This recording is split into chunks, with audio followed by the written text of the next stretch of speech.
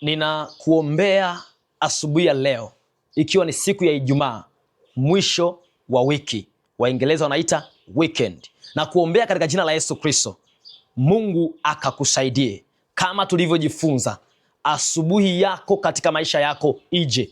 Asubuhi ya ndoa yako ije, asubuhi ya kazi yako ije, asubuhi ya cheo chako ije, asubuhi ya afya yako ije. Maana Biblia inasema huenda kilio huja kukaa usiku, lakini asubuhi huwa ni furaha. Kilio ni tukio. Kilio kiroho inatafsirika kama usiku, lakini furaha ni kama asubuhi. Ninakuombea furaha ya kimungu itembee nawe siku ya Ijumaa ya leo.